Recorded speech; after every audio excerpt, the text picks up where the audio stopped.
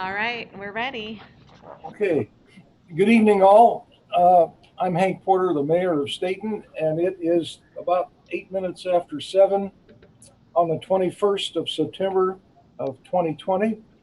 And this is a public meeting, sort of the Stayton City Council. So we'll call the meeting to order. There's no public comment. First item of business is a consent agenda. So, what would you folks like to do with that? Mr. Mayor, I'll be abstaining this evening. I was not present for the last meeting. Okay. Mr. Mayor, Yes. I'll make a motion we accept the consent agenda as presented. All right, thank you. A motion to accept the consent agenda is presented. Is there a second, please? Second. All right, Ben, thank you. Alyssa, would you go ahead and poll the council on that, please? Yes. Counselor McDonald, Yes. Counselor Mullen, Yes. Counselor Ort, Yes. Counselor Hook, Yes. and Counselor Patty. Abstain. Okay, motion passes 4-0 with one abstention. Okay, thank you. Uh, First item of business this evening, and no public hearings. Under general business, the Beachy Creek wildfire update. Verbal staff report by Chief David Frisendahl. Dave, Council, Chief. Mayor, Council, good evening. Hopefully everybody's doing well after this historic event. So I really don't have a document. I just want to talk to you about the actions that we had taken when we were woken up early morning hours of the 8th, and what we've done that day and what we're doing after that and the steps we're taking currently. Just so you give an idea of the emergency management issues, what we're looking for, public service and protection of our community. So you can interrupt anytime along the way. I'll answer questions as we go.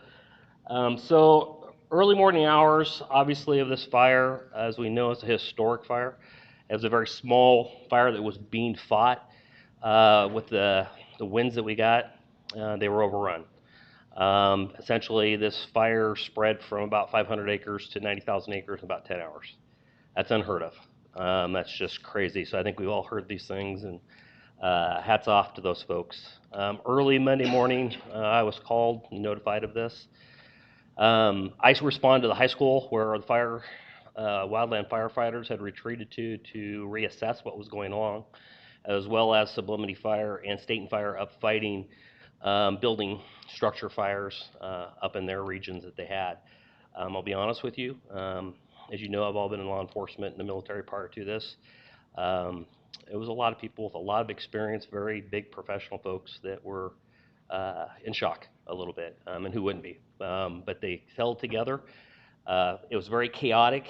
The biggest thing that I had to worry about for our community was, where's that fire line at? How fast is it approaching us? How much time do I have to evacuate basically 2 communities and 10,000 people? Because at that moment, Marion County Sheriff's Office was doing everything in their power to evacuate everybody out of the North Fork, Lyons, and up the canyon, as people are trying to escape their lives. So obviously, as you can understand at that moment, there's a lot going on. A lot trying to find people to talk to. Where are we at? Where's our command post? That early in a huge event like this, the ICS model that you see all the time, it's not built yet. You know, you're scrambling just to get resources to where they need to be. So in a couple of hours, we were able to actually establish basically a go, no-go line for the city of Stayton. We looked at the fire lines, fuel, that kind of thing, and went, okay, if it hits here, how much time do I have to evacuate people moving forward? And so we did establish that for you guys. So that happened probably within the first hour and a half. Messaging went out through Everbridge. Obviously, there's hit and misses with this. We're not even close to an after action with this. So please, if you're thinking things farther up the line, well, we got to wait for this to actually be fully contained and taken care of, and then put all the people who were affected by this in the same room and start doing an after action. So that after action will probably come later. So please be patient with that. This is still an active fire, as well as across the region. And thank goodness the weather so far is holding in our favor. That could change. We are very dry. So those are things to consider. So a message went out through Everbridge about things, about the evacuation, what was happening. Myself, I had responded to the command post at San Am Canyon to work with Marion County Sheriff's Office, their PIO. We put out a secondary level 2 evacuation notice throughout the area, which took us a few minutes to put together and get to Metcom to push out to everybody who has signed up with that. Lesson learned so far on that one, not everybody signed up for Everbridge. As you can tell through our website, we have done very well. The city administration has worked double time to try to push that message out to everybody. I can't remember when last time I had a landline, probably 20 years ago. It's all cell phone. I think everybody says probably go, yeah, most of us don't anymore.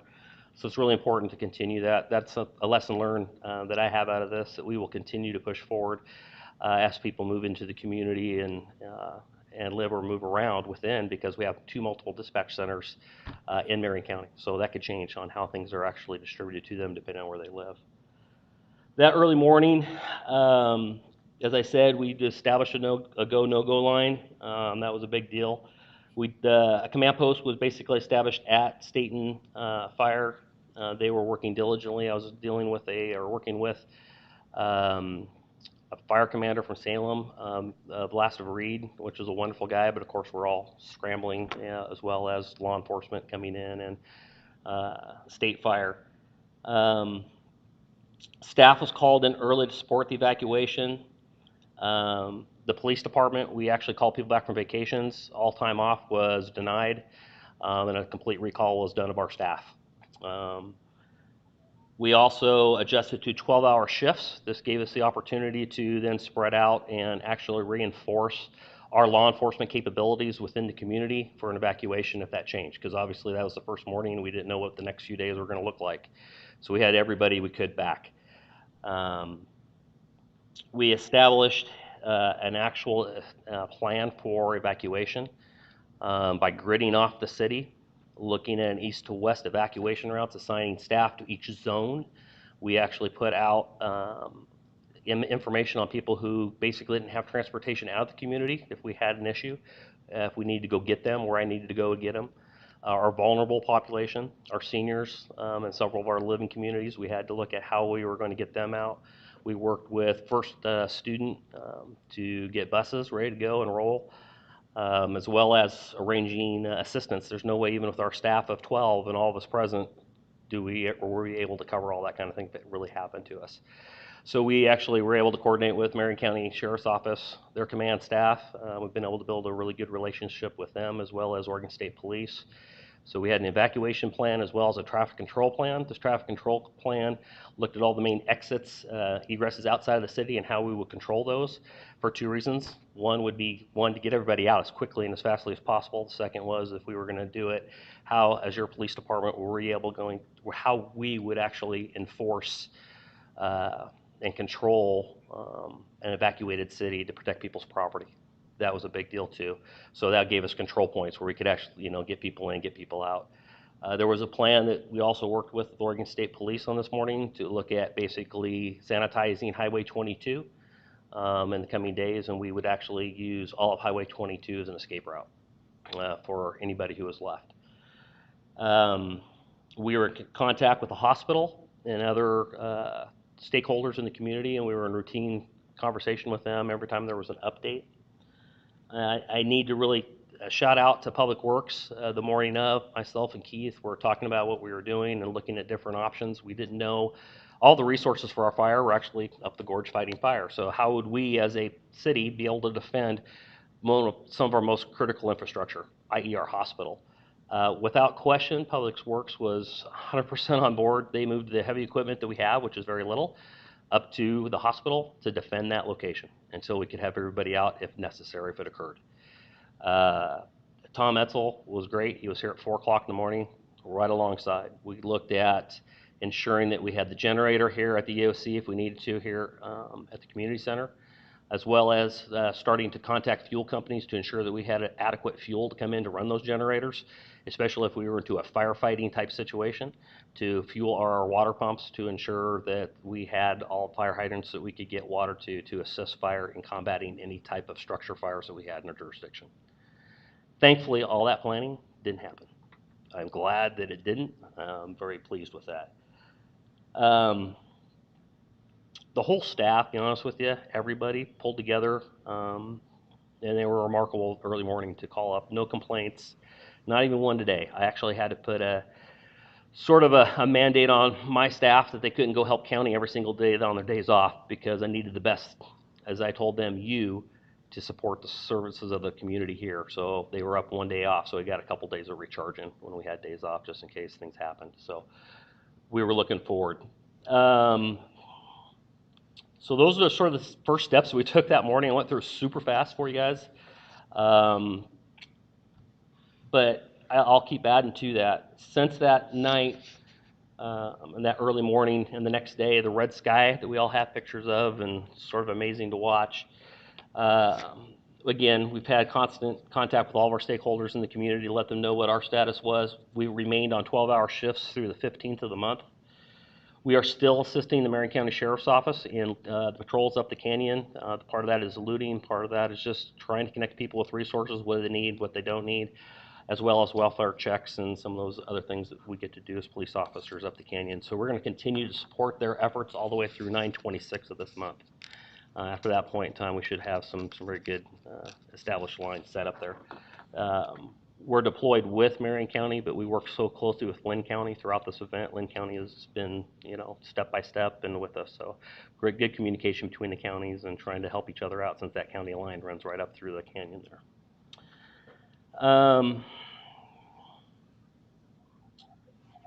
Part of the thing that we were able to do, the communication piece that the city had that you saw through our website was phenomenal, I think, throughout this event and Facebook.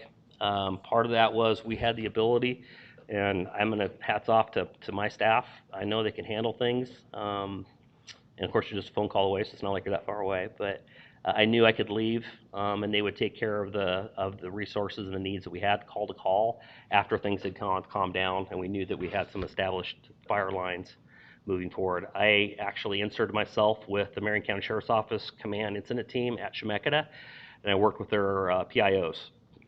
Just tried to be the best team player that we could as a city. That gave us the opportunity, being embedded with the information going out, to be actually very present and be just as quick and functional as we can. So the information went out, and I was able to relay that to Alyssa and to Keith, which then went out to you folks, and to the community as a whole.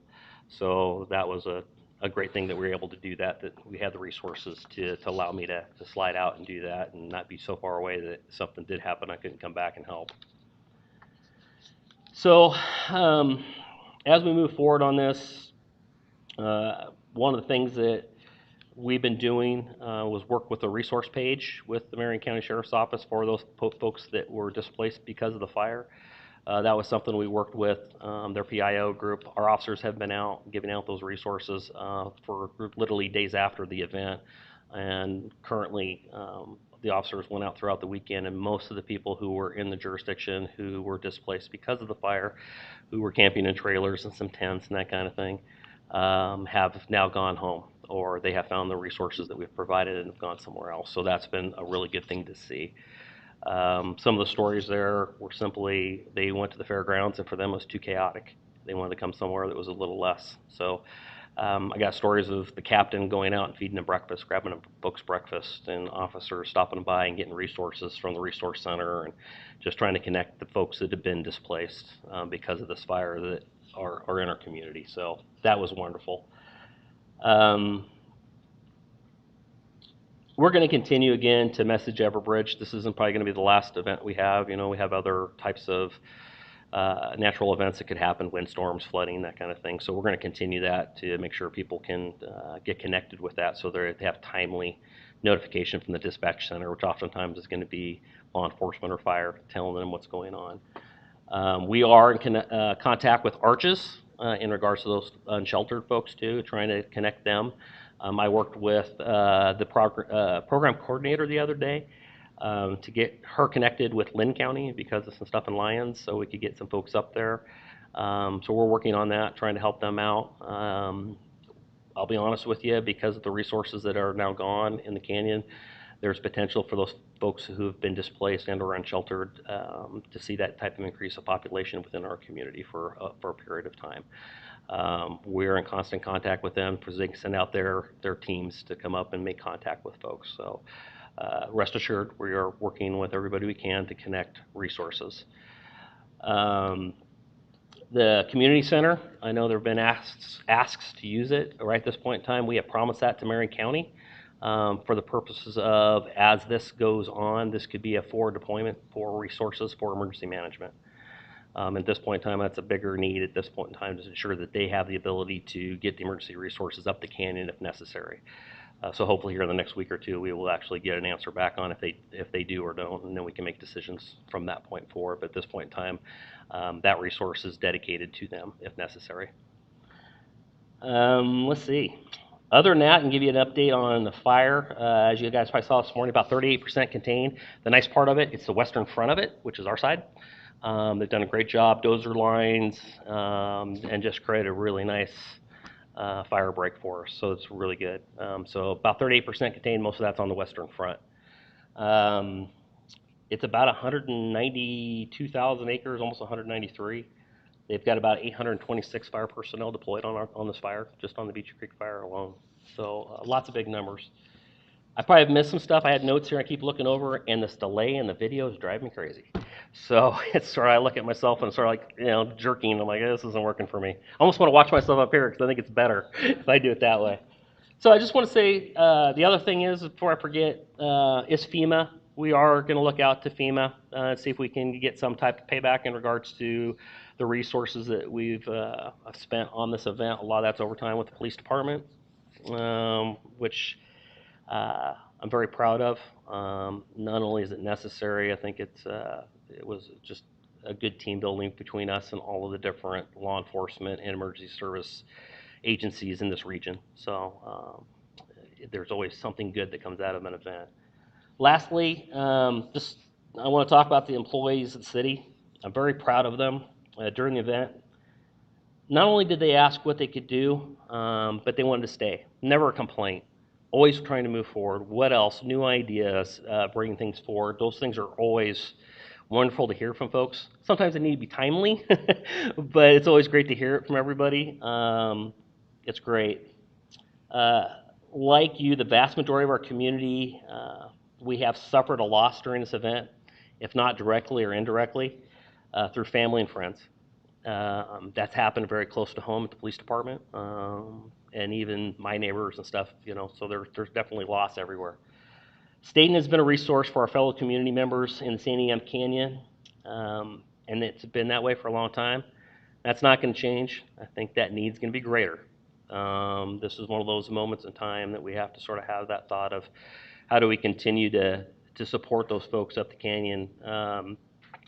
I look at San Em as a whole. This event has opened my eyes up as when people talk about the canyon, it really starts here at Stayton Sublimity. People that were outside of this area, those communication issues. Part of that was simply they consider themselves Stayton, yet they live 5 miles out of town. That's something you all should be very, very proud of. That means that they actually have this as a core. So I will say this, again, their needs can be greater in the coming days, weeks, and months. I've told people this isn't a sprint, this is a marathon. We need to pace ourselves and be thoughtful of our thoughts, be thoughtful of our decisions moving forward in regards to this. I am very confident after that morning and several days afterwards in saying that the staff of the city will not only show up, but I am very confident they will respond and they will rise to any challenge that's placed before them to help us all. So I went longer than I wanted to, and I apologize. Questions? Mr. Mayor. Thank you. Dave, this is a council discussion item. Questions for the chief? Mr. Mayor. Yes. first up, I wanted to make sure that here's the question. Is everyone aware that our wonderful chief slept at the station for part of this? He's being very humble about this. We had increased police coverage while our community was evacuating out of precaution. And he was sleeping like at the station so that he wouldn't be too far away so that he could jump in at any moment. Also, our city manager, Keith, he answered his phone immediately anytime that I needed to call and ask questions so that I could inform community members and so that I could stay abreast of what was happening in our community and maybe what was going to be coming next, how close was the fire. So huge thanks to our city manager and our police chief for the extra mile that they went in all that. It was because of Keith's phone call that I even knew about the evacuation, because I and most of my neighbors were people that didn't get any notification that we were in level 2 at all. And I signed up for Everbridge, I thought, years ago. So apparently there is a flaw in the system, but that allowed me to go and wake up neighbors that had turned their cell phones off even at night. So your guys' work potentially, had the fire blazed into our community, could have saved our own community members' lives. And so a huge thank you for that. And I'm wondering, is there a way, maybe this is for Keith or the chief, that we can do something like what Independence has done, where they've lifted some of their ordinances for RVs on people's properties or out in front of their house? Because I know we're going to have a lot of houseless people that are going to be coming into our community that are going to be using RVs if they can't find long-term housing, because housing is a problem. And so is there a way that we can work either with our code enforcement or with just kind of doing the temporary change to allow for temporary leniency on some of those codes that are out there? So on the end of that, I would say, yeah, there's always an options for us to take as a city for that. Again, I would say, let's wait and see. Right now, we're really sort of back to normal on a lot of those type of things right now. So as these resources happen, I would say instead of moving quickly on that, I would say sit back and wait. Let us continue to evaluate through our patrols what's going on. If we start seeing some issues coming up, that's definitely something we can address. Thank you so much. You bet. Mr. Mayor, this is Councilor Petty. Yeah, go ahead. Yeah, Chief, I'll just echo what Councilor Hook said, obviously, to you. Great job. I mean, you may have saved lives, potentially had this gotten a lot worse. So thank you so much, for community members, my family, everyone who lives in this community. Thank you. I have a question. This is kind of off topic. I'm apologizing to you for not warning you about asking this question in advance so you could have some material prepared. Could you go ahead and give us a report as to what kind of looting activities have been going on within the city limits of Stayton, if any, please? Yeah, you mean the night of the evacuation, we've had, I think, maybe 2 burglaries that looked a little weird, where people had left and people were trying to help each other out. So very limited, extremely limited. The one thing, as you saw, is the Facebook post we just put out, I think over the weekend, in regards to cars. Having a lot of car prowls, just people going through and rummaging through cars, trying to get, different items, here and there. But overall, pretty low. Nothing near of what the expectation was. In regards to just the looting itself up the canyon, of course, the arrests that were made by Marion and Lynn County, as well as ourselves out at the golf course after a mini pursuit, are state residents. So there is a connection in that aspect, but there's nothing alarming at this point in time whatsoever. We're adding, the extra patrols helped a lot. During that first week that we did that, we had calls from different constituents, the hospital. Everybody realized that there was an increased presence. If there was going to be anything like that, I think that deterred that. We're continuing our patrols, but it's pretty minor. Okay, so just a follow-up question. Hmm? There really is no need for folks to go around patrolling town with firearms or anything else. Is that my takeaway here that I can give to people? That would be a perfect takeaway. Yep, that's, Right. there's, at this point in time, there's no reason for alarm. Things are actually going coming back to actually a normal state very quickly in regards to the law enforcement side of things. Well, we're all very glad to hear that, and thank you for your staff's efforts and yours as well. Your dedication is quite apparent. Thank you, Chief. You're welcome. Here's one, Dave. Yes, sir. In this cell phone world, what do we have to do? Do we have to ask and just keep asking people to leave those things on when there's questionable weather? In the old days, here's the question. What do people do in tornado country? You know, a lot of people, I think that is the same thing now. It's cell phones. But back in the day, it's like your TV. It was your last second, alarm going off. And I think nowadays with the cell phones and stuff, it's actually a little better pre-notification oftentimes that has saved a lot of lives throughout our country because of those pre-notifications and stuff that we have. So I think a lot of it is just getting used to the new technology and helping out and getting us all there. The Everbridge, in regards to that being signed up again, is checking in with your different platforms. I mean, I'm just as guilty too. I thought I was on it. I wasn't. It didn't pop up for me either. So that's something that I'll be speaking to Metcom about. Manages that to see if there was maybe something a problem. But Mr. Mayor, to be honest with you, yeah, keep your cell phones on, keep them charged, keep them ready to go. That's really where the technology is pushed in this current age to go through that. Even if you don't have a smartphone, I mean, you can still get text messages and different things in regards to emergencies. So that's what I'd recommend, because I think in the old days we didn't even get to do reverse 911 for a long time through the homes. We had it, but it wasn't initial. The beginning of my career, we didn't have that. A lot of times it was the TV or the air horn going off somewhere that let you know something was wrong. So there's my response, sir. Mr. Mayor, We need I have a follow-up question. we need to work on that, though, I believe. Yeah, again, go ahead, Councilor. Yeah, Cook. I was just hoping to get a clarification for anyone that is like watching.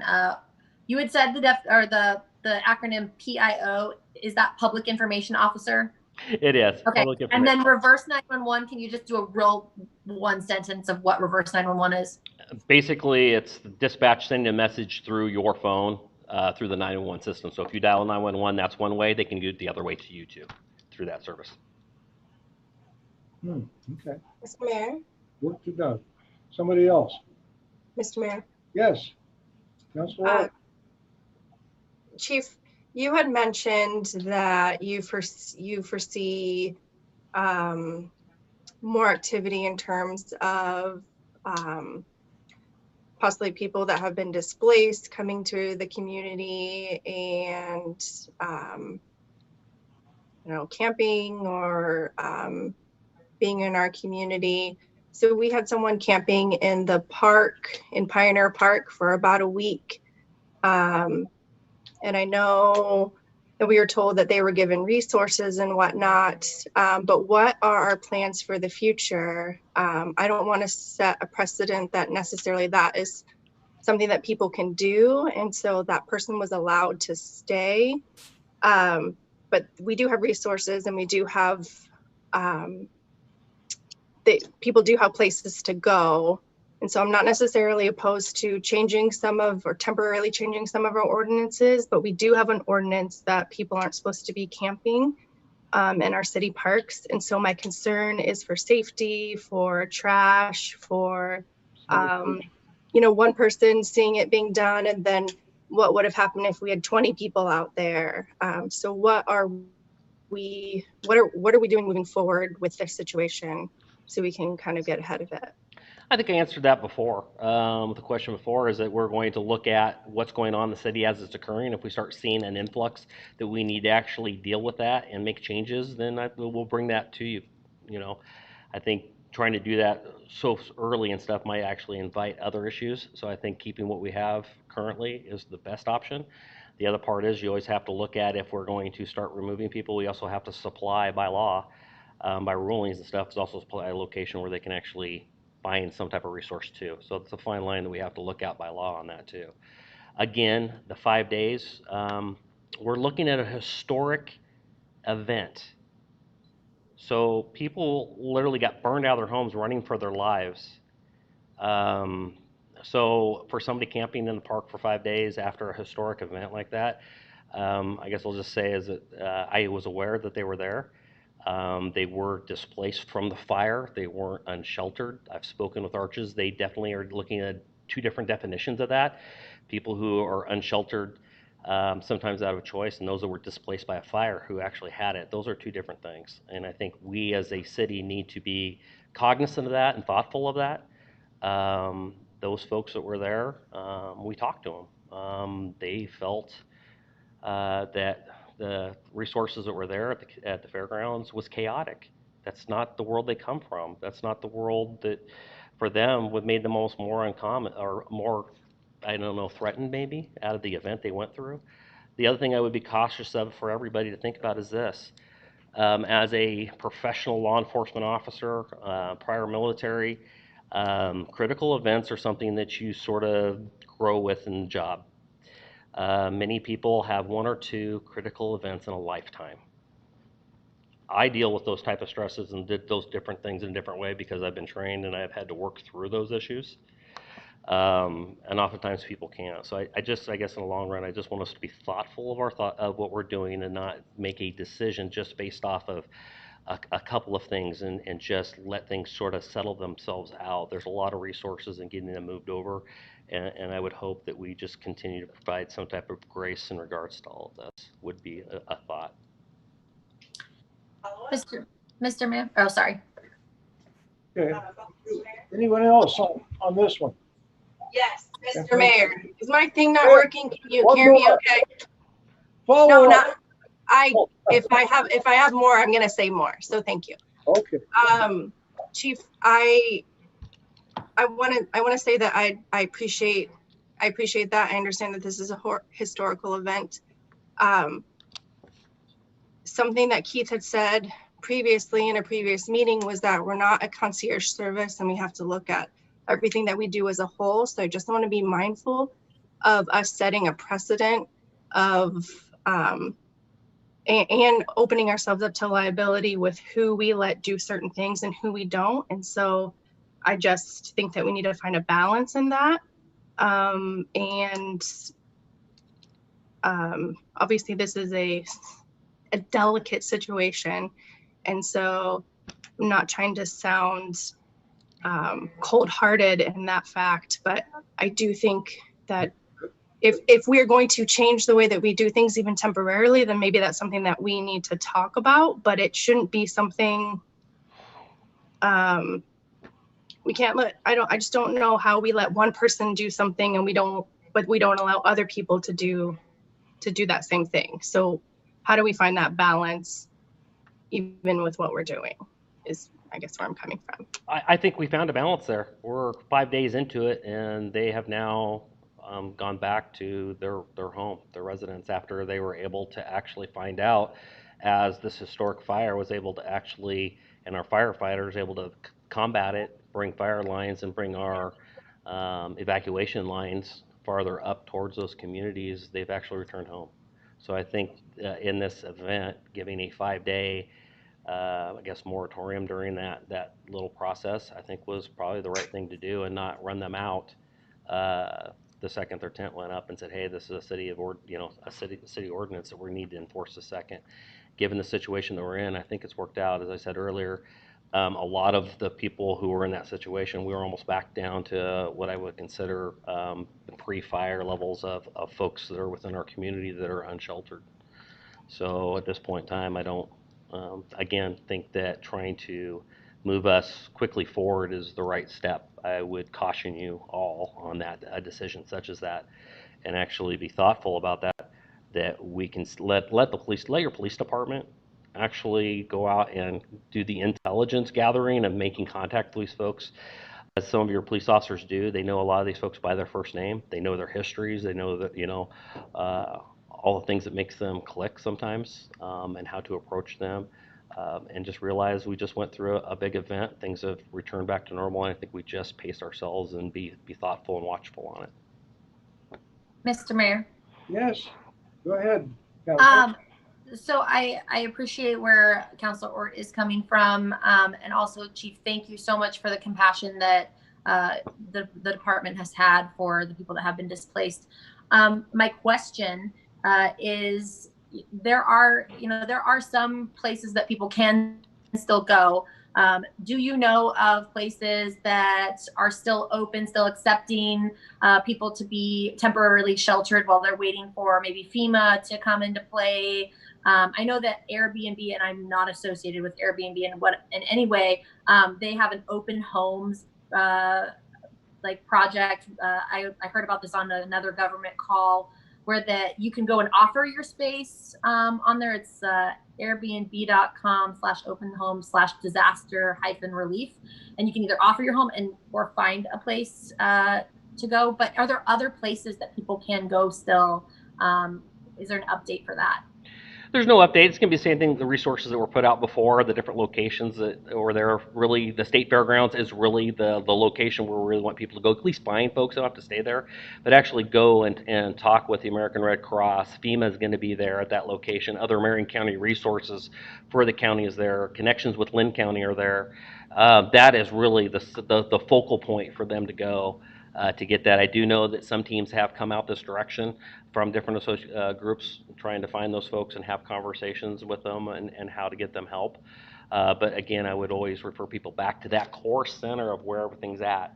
It's great that you heard about all those other ones. I've been trying to work on other things, so I can't stand all those calls, all that great information. I know there's a lot of wonderful people out there trying to help out right now. But again, the resource page that my officers have in the vehicles with them, as well as the sheriff's office at OSP has all those listings of places they can go in RV. I know there's, off the top of my head, St. Paul. There's different places throughout the region that are helping in Marion County for campers and that kind of thing. But again, state fairgrounds is where I would refer everybody to. Thank you. Okay. Anything else on that one? Yeah, one thing. Okay, Ben. Chief, again, I want to reiterate, I do really appreciate your and the rest of the force's efforts during this whole thing.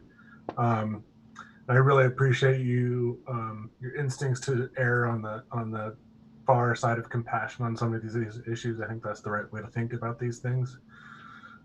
My only question for you is, through this whole last couple weeks, is there anything, whether it be resources or personnel or information or whatever you can think of, that you wish you would have had that would have helped deal with this or help the community better, or anything that you can think of that you may like, what I really wish I knew this, or really wish I had that, anything at all? Again, I haven't really done an after action. I guess I've done a personal after action with myself and some of my staff. I have a department meeting coming up, and we're going to talk about a little bit about that. How can we respond even quicker and better? Probably the one thing, any big event, it doesn't have to be this big, even just a law enforcement event. Oftentimes we get back to, especially with multiple agencies, is communication. Part of our problems is we have multiple dispatch centers, and getting the information back and forth can be difficult sometimes. And that's it. And that's always work. It's always it's something we're always constantly working on to improve on and strive forward. I think part of it too is I probably wasn't thinking of a wildfire coming into town. I would think of a wind event or a flood, really, you know what I mean, for a natural disaster. So of course I had to think on the fly with my, hold it here. I've got to think a whole different way. How do we do this? So probably the one thing is for us in the future is to continue to develop plans for the community, so somebody can dust it off, hopefully with a lot of cobwebs and a lot of dust in the future, and dust off a plan and go, oh, there it is. They did this back in, oh, we just lost me. Maybe not. Is it just going to be minimized? Okay. You guys you, still Chief. there? Oh, there we are. I've talked too long. The computer doesn't like anymore. It's told, Dave, you're done. So kidding. It's continue to work on those type of things. So that's one of my goals personally, to work with the rest of staff and department heads on how we can do it. The response is really quick, though. It's just the thought process. What do you miss? So I'd love to be able to tell you more, but I would say, if anything, like anything else, being able to communicate with each other. That morning, it was literally, I need to find somebody, tell me where the fire line is, I need to know. And in a chaotic event, sometimes it's just trying to search things out, and it worked out. I'm actually not only impressed with our folks, I'm impressed with Marion County. The fire departments, the Oregon State Fire, everybody, to put up what they've put up so quickly, given the fire, the weather conditions, unable to fly. There's been no aerial until the last couple days. You know, the things that they did for the whole county. I know people always want to look for, the improvements, and we should. But I'll be honest with you, they've done a doggone good job. The quick response they made up there to rescue people and bring people down, and just neighbor being neighbor, is a wonderful thing. So I will continue to work on that, sir. All Great, right, thank you. Chief, thank you. We've Yep. got three action items to go. The next one is a revised temporary COVID-19 public meeting procedures. Staff report, city staff. Who wants to do that? Alyssa, are you doing that? I'll kick us off. All right. So we spoke about at the last meeting in August, seems like a lifetime ago. It does. It does. But we spoke about the temporary COVID-19 public meeting procedures, and at that meeting, the council did make one minor change, and then there was a lot of discussion. We went in and we made that change, and it actually, because we got so detailed in making that change, it confused the language a little bit, because we didn't do all the changes. So what you're seeing in this draft that you have before you brings back some of the changes that we had originally proposed that will kind of straighten some of that confusing language out, and kind of streamline it. And then we also added in language about, because there was discussion of no in-person public comment, and asking that people contact us if they did want to come observe in person. And so that language was added to the document. Okay.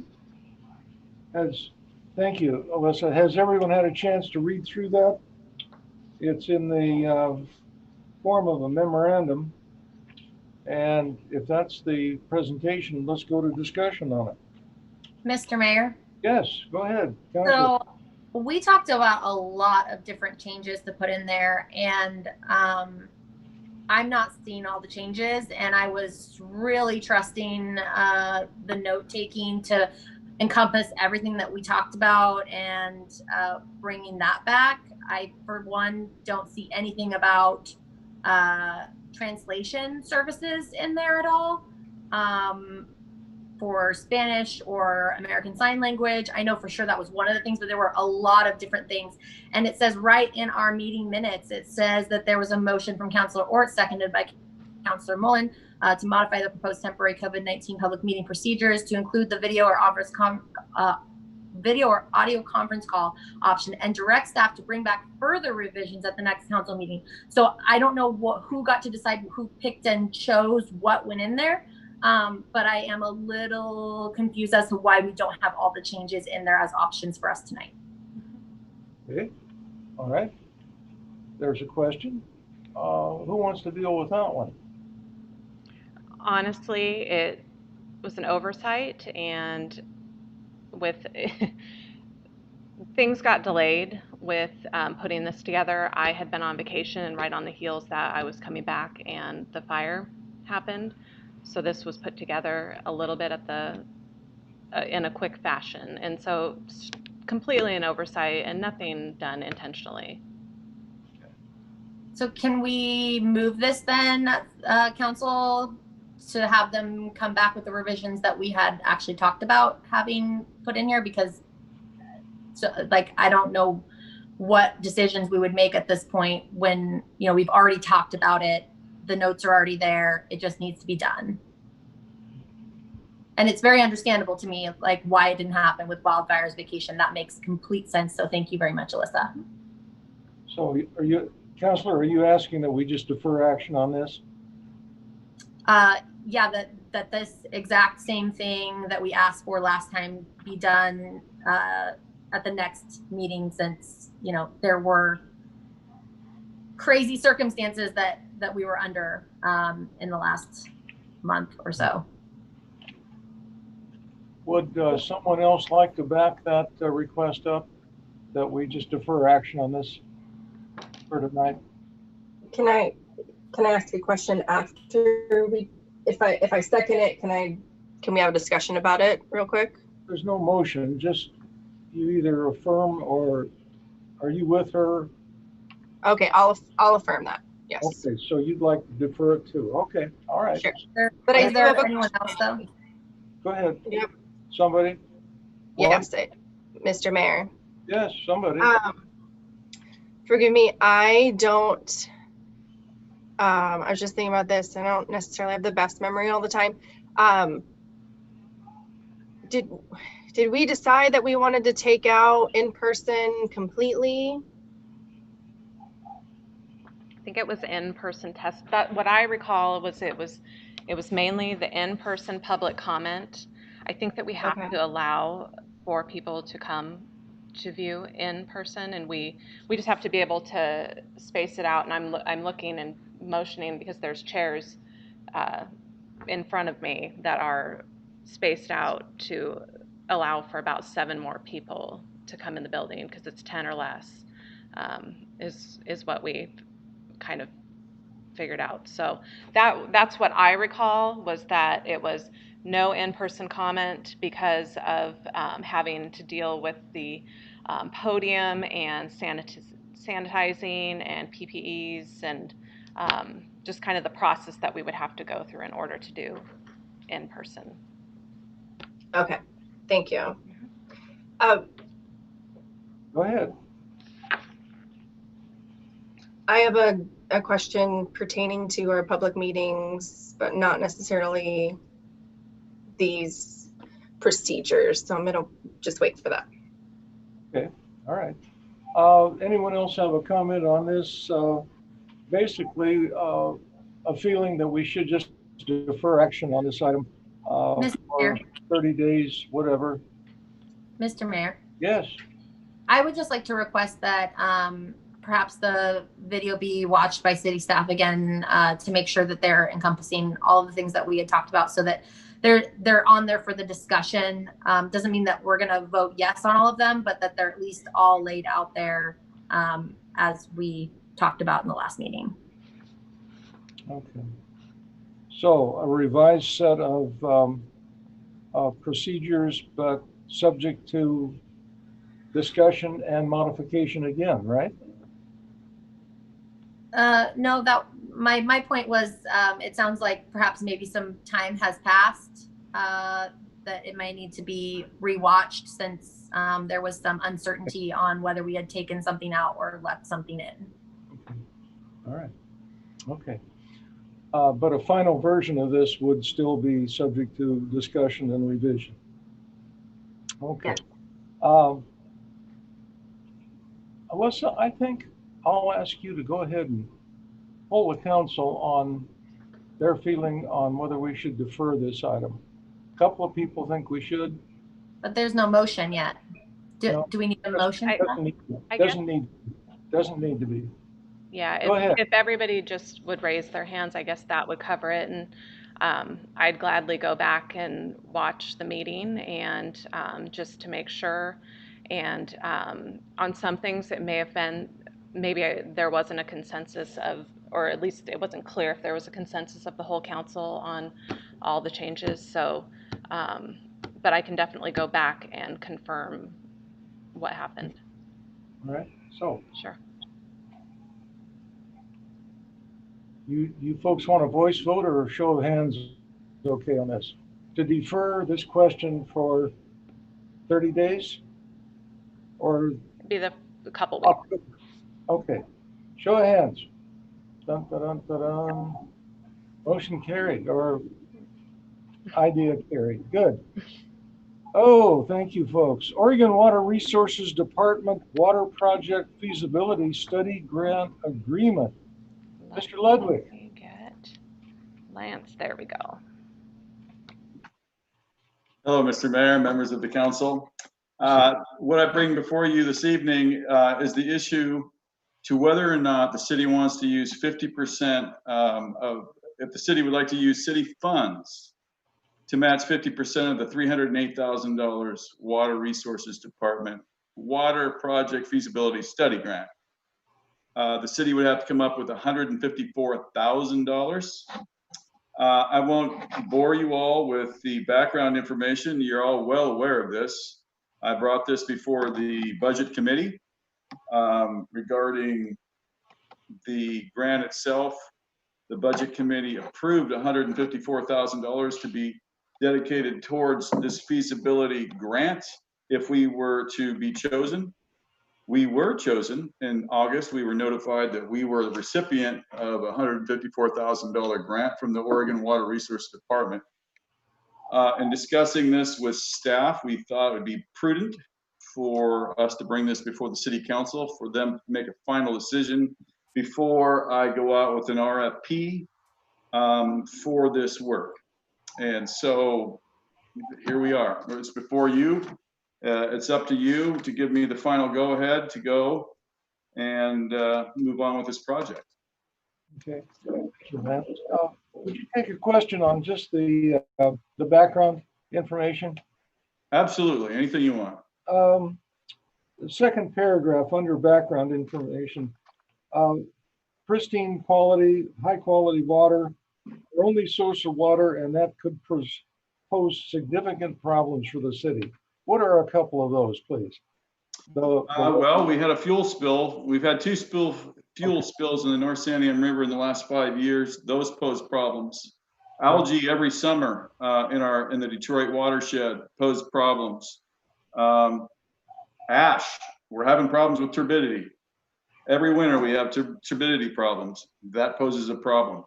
Anything above a 10 NTU, we can't pull water and use it. And quite regularly in the winter time, we're hovering around 6 to 7. During storm events, we could go a week without water. We don't have that kind of a storage supply on Pine Street. So those are a few. Not to suggest those are the only ones, though. Okay, thank you. Obviously, in 2015 we had a drought as well, so that always poses a problem. Okay, thank you, Lance. Let's see. Are there questions? Where are we on this? Yeah, council discussion. You folks have seen this report and read through all the verbalese and the documents, and what would you like to do with this? Go ahead, jump in, somebody. Anybody. Mr. Mayor, I think that this has been pretty, this is not new for us. We've been really well briefed by Lance on this and then with the document. So I feel comfortable moving forward. Okay, thank you. Anybody else? Mr. Mayor, Yeah, we need to make a motion, right? well, I think it Okay. says, what does it say to do? It says, Okay, I want to make a motion to direct staff to sign the OWRD Water Project Feasibility Study Grant Award Agreement and to proceed with the secondary water source feasibility project. okay, Seconded, Councilor Patty. okay, Councilor Ort offers a motion and a backup by Councilor Patty on a second to go ahead with this. Other discussions? Thoughts? You folks okay with this? If you are, Alyssa, let's poll the council, please. Sure. Counselor McDonald? Yep. Counselor Mullen? Yes. Counselor Hook? Yes. Counselor Patty? Yes. Counselor Ort? Yes. Okay, motion passes 5-0. Okay, Thank you, guys. thank you. Thank you, Lance. Oh, let's see, what's next? What's the last one here? Policy on naming of city parks, amenities, and public facilities and designation of memorials. Mr. Campbell.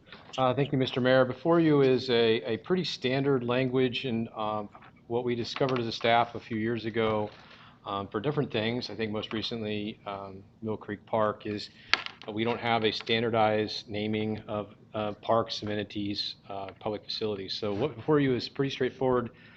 Is language that's taken from other communities, pretty similar surprised that the city didn't have something like this already in place. It's a pretty standard policy for most communities, so we're presenting what I think is pretty much a vetted policy. So I think it's pretty straightforward, but I'd be happy to answer any questions on the proposal in front of you. Okay. Questions for Mr. Campbell on the naming of parks and memorials? Ta-da.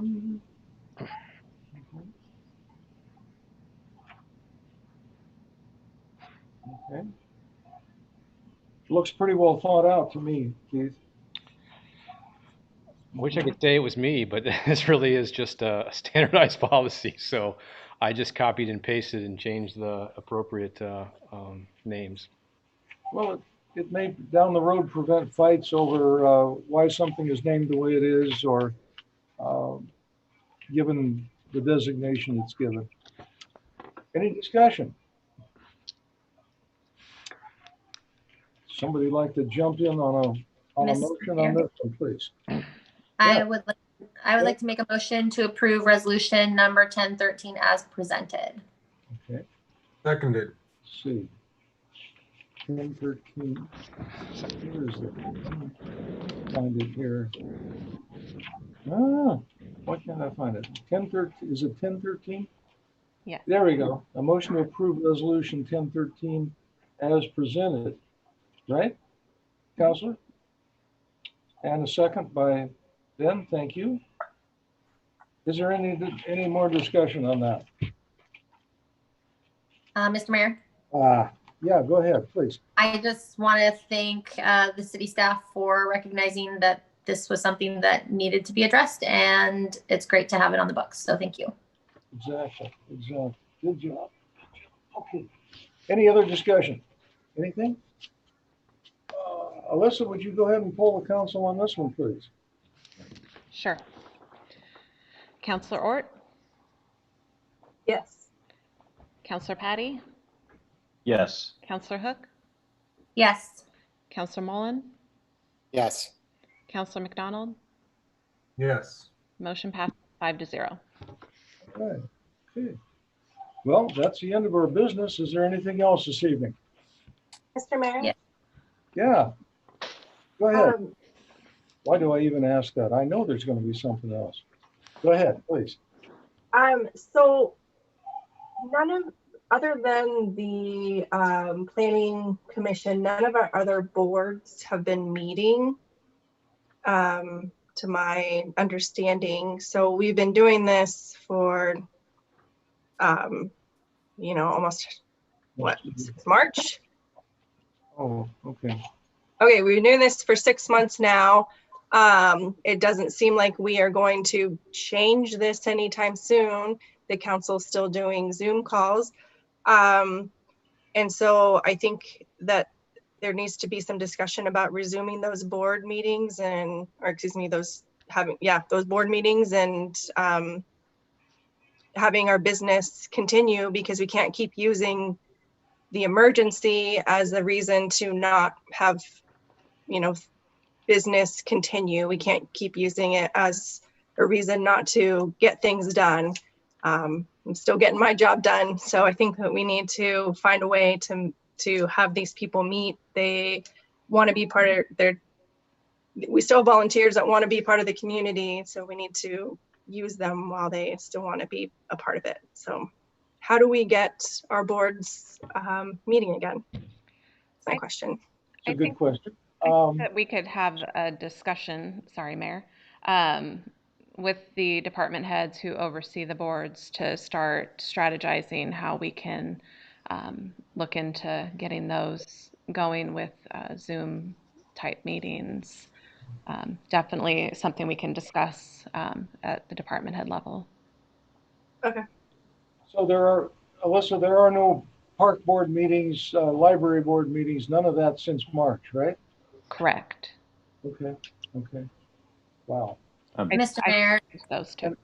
And they don't use Zoom, or we're not set up to? We haven't tackled that yet with those groups, but All right. I see Lane popped on. If I may, Parks Board, we haven't met since March. I have not reached out. And last month I did reach out Problem I have is a few of them are not very well computer savvy, and if I don't have a quorum, I mean, we can meet, we can't get anything decided. But I'll reach out this week, and I'll figure it out, and I'll move forward. I'm fine with that. Okay, thank you. Hey, Alyssa, can I go too? Mr. Mayor, That was a question. Somebody had one. I was I going to say just- that the library board has been kept in the loop and we have been working with them. We've just not had a meeting. Okay, all right, thank you. Nice to see you.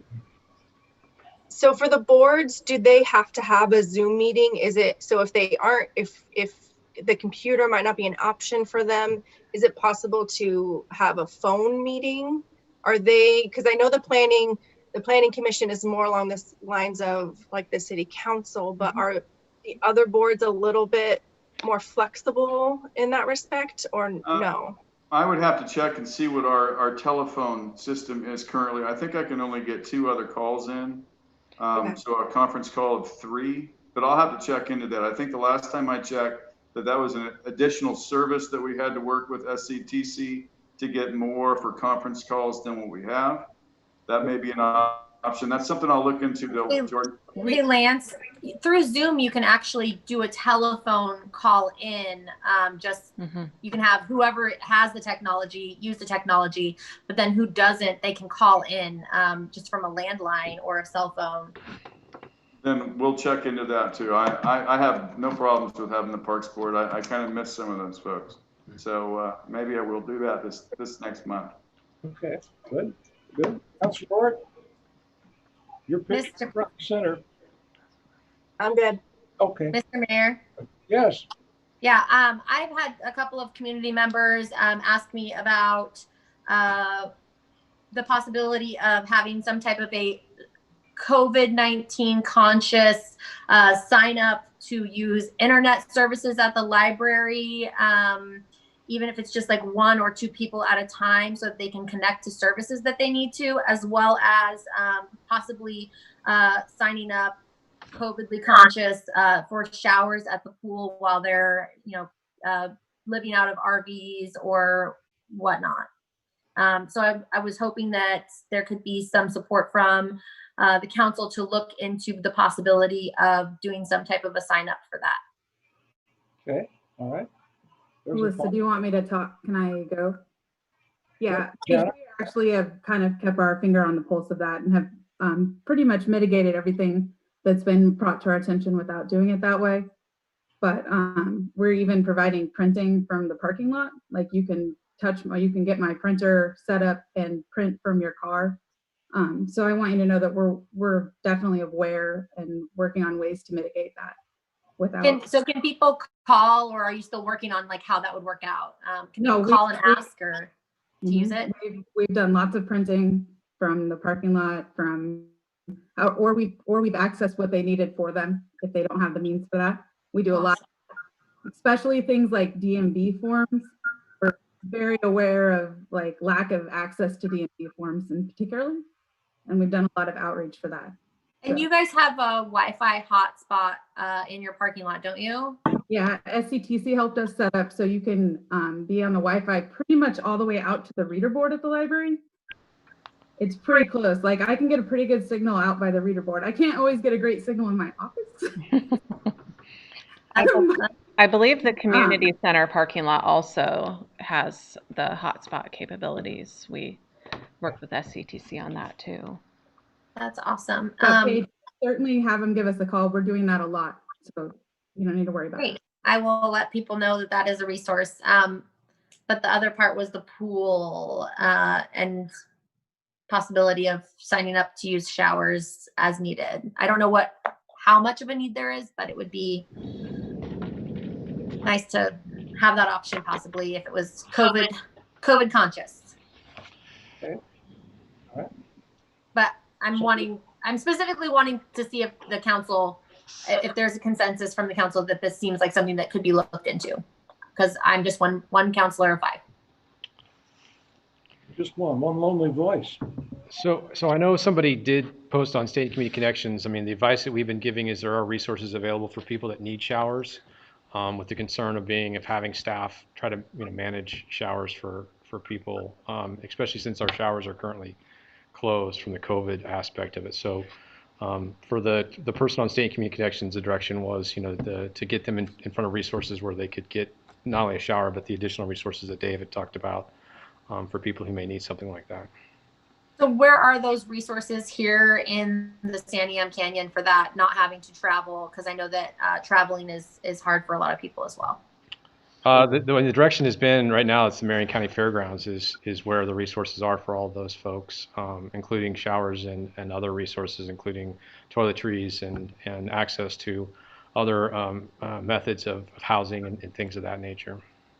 Okay, so for the record, I don't have any other counselors that would like us to continue to look at ways that we could offer something within the Santiam Canyon for people in our community. No, I don't think that's true. Just I've had a chance to talk yet. So yes, I do support definitely looking at additional resources that we might not have already. I think it's very important, especially for those that have been displaced, to offer anything we can, find any resources we can that, look under every rock for anything that we can do to help these people. I think that's very important. I support that. I just know that we had, swimming lessons going that were COVID conscious. So, we're in odd times. And so we have to have, unprecedented solutions to some of these problems. And no is just not a good enough answer for me. We have swimming lessons? Not swimming lessons, sorry, swimming classes, like the lap swimming. Sorry, Jordan. Yes. Let me clarify. Lap swim and other types of activities have been available recently, or were going to be available. And so I don't feel like no is an answer that sounds very community oriented to me. The only reason that I hesitate on that is I have spoken with Billy, the pool manager, specifically about the pool and what steps they had to take in order to open up the pool and be in compliance with Marion County, the staff levels that they have or that we've had to go down to. I'm just reiterating what she told me. So the showers are not open right now because they can't be compliant with COVID. So I just know that they're closed right now. So that would be a discussion of, okay, how would we work that and how would we open that up? So it's not necessarily that I'm saying no. I just know after talking with Billy that it's not even an option right now for people who are using the pool. They can't even use the showers. Do we know what makes it not compliant? Like what part of that? I mean, so what Councilor Orta is talking about is the requirements from the Oregon Health Authority and the CDC and the inspections that we have to go through. And so the challenge is, when you say the answer is no, the answer isn't no. The answer is that there's resources available to get people to the fairgrounds. That's where those are. And I know we've even actually physically transported people to those areas that need that assistance. So it's not no, but also yes. I mean, Councilor Ord is absolutely right. There's going to be some real challenges in terms of liability, in terms of management of that, and then resources for doing that. And I don't think people are fully aware, and Billy has done a great job of the level of detail in the analysis and the amount of inspection that we had to go through for approval to open the pool, and the challenge being exactly right. I mean, pool patrons would like to use those showers. We would like for them to, but from those requirements, it is going to be a challenging thing. If there is people beyond State and Community Connections who need, I mean, we can reach out and see what we can do in terms of getting them to the resources that they would need, and hopefully, if a shower is just a small thing, but if they can't shower because they don't have a place to stay, then just give them the resources where we can solve the bigger problem, not just the smaller problem of the shower. So if we're unsuccessful in doing that, then I think we can look at seeing if there's other resources we can bring out or other resources we can bring to bear in this community to try to address some of those problems if they arise.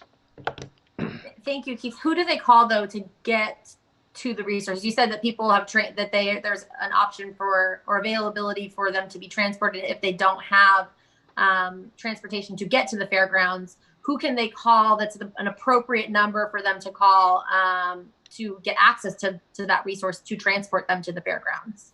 Hold on. Oh, Chariots We're is trying to there. we're trying to pull it up. About right. And thank you for the explanation, Council Or and Keith. I think what we can do is, I mean, as we're pulling this up, sorry, we didn't have this information readily available. We can post it on our social media and we can share it on those things, and then you as counselors can share that as well. So,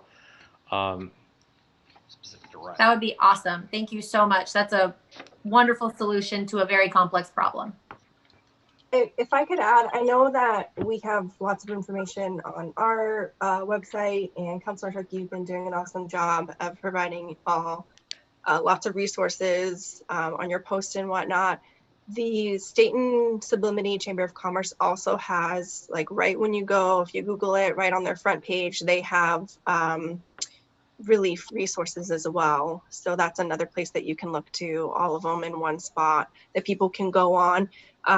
For donating and receiving donations and volunteer opportunities as well. So hitting all those different areas, but then also ways to access information. And then Marion County, I believe, also got some assistance. I'm just thinking of something that I saw. So if you go to the Marion County website, then they should have some information on some assistance and that they can provide to people as well. And I will say the City of Stayton homepage has a page specific at the top are different tabs that you can click on that have a wealth of resources. And we've continued to update Really that excellent. as we get more information. So I don't want to take away from any of those other organizations you've talked about, but I guess I'll go ahead and advocate for what we're putting out there as well. Yeah, definitely. I guess I also want to say to beware of scammers and to try to caution people. Unfortunately, these kind of situations bring about some real risk of people maybe with scruples who aren't quite as well. So we'll do our best to make sure that the information we have through vetted organizations that we believe have a good foundation and a level of trust that we can advocate for. And also, we've said this, but if people are aware to share with us, resources out there or people that are attempting to help, and as much as we can to share those with folks. And I know there's been a lot of people in the community who have done a lot of great work. So we can, we can start highlighting some of those. I mean, I've just been incredibly amazed and blessed and thankful. And I think Dave did a great job of, talking about, Tuesday at 4 a.m. I'll tell a little personal story. Tom Etzel had evacuated his wife and came in and was there asking me what he can do to help. And, that's just one small example. But the people in downtown, people of the community have done a great job of reaching out, and it's just been a wonderful to see. And I hope we can highlight some of those folks who have done a lot of great work, and not necessarily the people that are, that people know about, but just kind of quietly done the great work. So I think, and we'd like to try to continue to highlight those folks and recognize those folks who have been just doing amazing things to help the community. Yeah. Hey, Keith, thank you for mentioning the scams that are going out there. I do want to make sure that we highlight that that the Stanium Hospital has kind of an official wildfire relief fund that is vetted, and it has the service integration team, which has a lot of community members. You guys put out a great post on the city website about that it's a 501c3, that all of the funds that go there, they go to people in the Stanium Canyon affected by the wildfires. And it is linked up with that donation center at Ankeny, Anthony Hall at the Sublimity Harvest Festival grounds. But I love that you mentioned the Etzel family, because I don't know if people know this, but there were about 50 different community members, even our own residents, that went out to Fern Ridge area to fight the fires on that line that could have come over to us. And had they not, fought the fire because there just wasn't enough fire personnel. That's just one story of many of our community coming together. And it's so moving to see all of us working together. And so thank you everyone for sharing the resources that you did. Councilor Orr, for sharing the things that you did. And the City of Stayton's website and their social media posts have been on point, just really excellent resources, as well as the Chamber of Commerce. So thanks everyone for all of the work. Thanks the community. Mr. Mayor, this is Councilor Patty. I have a couple things that everybody's done here. So number one, I wanted to go ahead and address the Public Safety Commission. I want to see where we're at in the preparation and formation of that. As we're talking about boards and meeting again, I think this is a good time to revisit that and discuss what progress has been made. Chief, if you're still in the room or available, it'd be great to hear from you, or Keith, either or. Yeah, I haven't, no, in regards to that, I have not even thought about bringing that back in at this point in time. We're working through accreditation, doing some other things with the Chiefs of Police Association, some other stuff. So with everything else going on, that's not something that I've been thinking about bringing back in and active at this point in time. I've got other resources that and reports that we'll be able to provide in the future to the council and that kind of thing. I don't understand if there's a need or a want at this point in time for that as it was before. It would definitely need to be probably a different format, possibly based on some information I have. But I'm not sure if there's a want for it at this point in time. Well, I would think that the rest of the community still wants it. I mean, that's what I've heard from folks. You know, maybe I'm the only counselor on this call who thinks that, but I think, you know, some kind of public oversight, the police department's important, especially in this day and age, the way things are with the profession that you're in. So that would be my own personal want. If any other, I mean, if I'm the only council member, go ahead and just say, folks. You are not the only counselor. I agree with you, Councilor Patty. Thank you for bringing it up. Okay. So, And I recognize that. Thank you, Councilor Hook. I recognize that this is a huge burden, everything going on with you, and I recognize that. I just would like to put that on the front of the grill for you at some point here and get to that if you could, please. Okay, we will try to look at it and try to move forward. I would ask that the other people who are listening out in the audience, if that is something that they've been wanting, they have not reached out to me, and I would love to hear from them if they would, because since my start here over a year ago, this was the first time that it has been re-mentioned since the beginning. So I have not heard from anybody within the community about that. So I'll start pointing them your way. No problem. That would be great. Love to talk to them. To be clear, do we have a third counselor that is agreeing with Councilor Patty and I? Great. Councilor Orr. Okay. All right. So then, Mr. Mayor, if I may, one more thing. I know a lot of you probably remember from Budget Committee, there was a request made by the Chamber. We didn't have a lot of information on that. You know, a lot of us were kind of left and it was sort of ambiguous. So, you know, I finally made some time before all the fires kicked off to sit down and meet with Carmel and kind of understand more about what that request was. And it basically stemmed from where it classified as some kind of on some kind of membership tier right now as a city organization. She was hoping to get a bigger financial commitment from us. And I had discussed this a little bit with Keith and just seeing what that might even look like in perhaps getting some sort of agreement set in place prior to that we can all agree upon beforehand. And then also maybe getting us away from this membership tier, because I don't know if we should be treated as a business as we are a city, you know. So my hope is that we can kind of arrive at some deliverables after consultation with Keith and Carmel and see what that looks like. So in the next, you know, few meetings, whenever we have time, I'd love to hear from her and maybe just a 10 to 15 minute presentation as to what she's wanting from us, what she's looking to gain in this relationship, and what we need from her, as well as our Chamber of Commerce for this area. You know, there was a lot of things that she identified that I was surprised to know that she even does for our city. And one of the things was identifying, you know, local jobs for folks. And right now in the COVID-19 situation, that's pretty critical, especially with the fire. And not only that, but also identifying some commercial properties that are vacant for businesses that want to move into our area. I mean, I just think going forward in the COVID atmosphere, it's super critical that we have this open dialogue with the businesses in our community. So I just want to go ahead and put this forward to you guys. I'm hoping that I can get some consent here from you so we can direct city staff to move forward with this and get a presentation and then maybe get some action from Keith on this after we have a chance to visit that. I'm with you, Councilor Patty. This is Councilor Hook.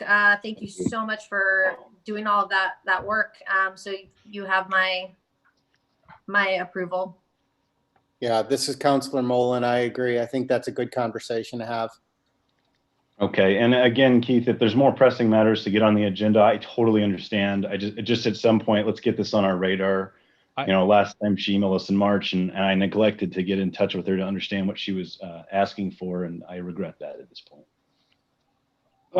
Yeah, I mean, I think one of the things would be, if we're talking about additional money, it would be a budget item, and maybe so, it'd be a good discussion to have before the next budgeting cycle for sure. I mean, that can happen at there. I do agree. I don't think we're a business. I don't think we're a tier. I think it should be more of a partnership and a give and take. And I think there should be, quid pro quo a little bit on some of that too, and including the city having some skin in the game, and some of the activities with the chamber and having, direct access to the board and having, ex officio members on there. That's been something in the past the chamber has balked at. And not wanted. And so, hopefully if we're looking about increased funding, there's a little more opportunity for us to have, more impact on that. And to make sure we have a true, understanding on deliverables and what is and isn't provided in terms of that and that. So happy to have that conversation.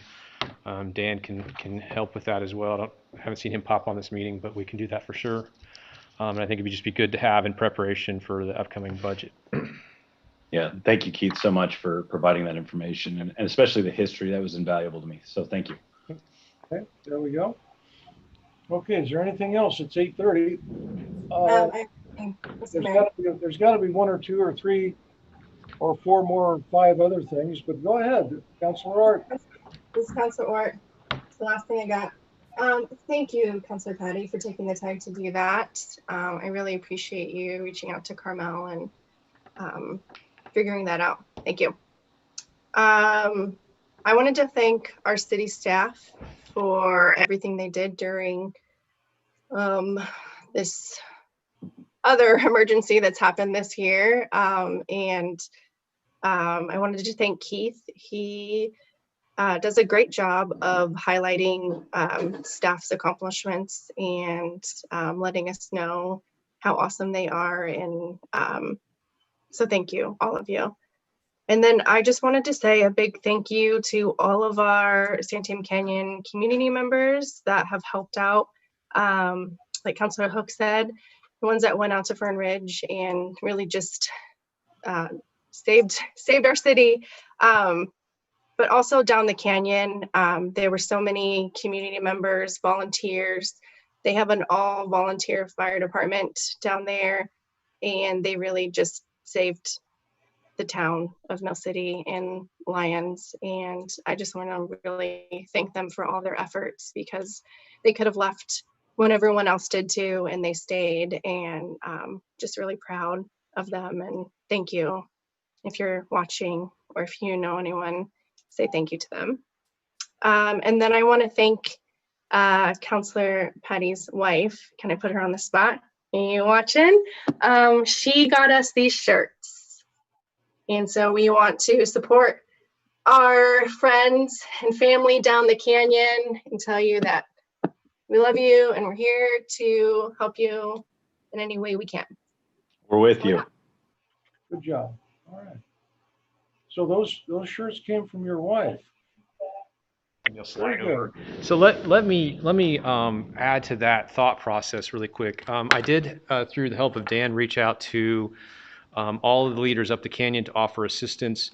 Something else we're going to be looking to do over the coming months, and I'll have this conversation. Dave the chief talked about officers going up and providing additional support and things we're doing in terms of patrolling and sort of the investment that a lot of our residents have up the canyon. And I agree with his sentiment. And we talked about this a lot, that people that live up the canyon look at us as their community, right? And that's one of the challenges we had in the communication of all of this. Was the line for level 3 and level 2 really was the city limit of the city of Stayton. So if you live to the east, you may think of Stayton as your home, but you needed to evacuate, right? And there was a lot of confusion early on about a lot of that. But one of the things that I'm dedicated to, and I have experienced emergency management. I was part of the team that helped in Greensburg, Kansas after the F5 tornado hit that, and to make sure that we, as we can through our staff and that, to provide resources up the canyon as much as we can and assistance to help those communities. And we will continue to look for ways that we can through our staff and through myself and through administration and through public works and through police and other volunteers to help these communities as they go along. And as they deal with FEMA, I will say there is a lot of great people that work with FEMA. That's a really challenging entity to work with. And so any help we can provide to them to help get them through that, we're going to be talking about that as a staff so we can continue to help our friends and neighbors up the canyon. Hey, Keith. Yeah. Thank you for bringing that up. I want to put like a little bug in your ear, and this is probably what you're talking about, but there's going to be a lot of needs that they're going to have. And there may be ways that, these small communities just up the canyon can work together. And I know how professional our city is. And that's a lot has to do with the work that you've done over the last 5 years to professionalize the city of Stayton. So hopefully part of that could be maybe some joint leader meetings to help them communicate together outside of just a Stayton Community Connections on Facebook avenue. I mean, as great as that is, it would be cool to have kind of a canyon-wide meeting at some point so that maybe some ideas can flow of how we can get federal and state funding to help all of our towns kind of bring us up to the resources that we're going to need, especially up the canyon. So yeah, we have already reached out to those communities. We'll follow up with them again, just to continue to offer our services. Dave's made a lot of great connections through emergency services and responders. So we'll see what we can do in terms of helping them with our neighbors and to, not necessarily that we can provide the answers, but maybe we can provide the resources to them from other entities. So I think we just want to publicly state that we have the idea that we're all sort of in this together, the Sandy Am Strong, kind of mentality, and we've already had those conversations and have started in some ways, but as this unfolds and transitions into new phases of recovery, we're just going to need to rethink how we apply resources and assistance and help. And so we'll be ready to do that when that time comes. And can us counselors be like more informed of how that type of conversation is transpiring between, you and people and the chief and other people up the canyon? Because I didn't know that you guys had already had these conversations. So. Well, I would say we have the conversations. We reached out. I mean, I know that there is. I think we heard back from one entity, and Dan can hop on if he heard from others. But we just wanted to provide, an immediate, thing of saying we're here and available and to reach out. And so we can continue to do that. And if opportunities come, we can let you know what we hear. Marion County is going to be a partner in this as well. So we'll work with them and other agencies that are going to be assisting in all this. So we're just going to be somebody, hopefully we can do that. We talked about our community center, offering that to Marion County as a staging area. It makes sense as this transitions that we would be the natural closest entity to a lot of the services up the canyon. And so we want to make ourselves available to be ready for that too. All right, thank you, Keith. Is there anything else should we wrap this up this evening? I'm certainly ready. I hope some of you are also. It's been a lot of back and forth, give and take, good stuff. Let's go home. Meeting's adjourned. Thank you, Alyssa. Right. Okay, we're done.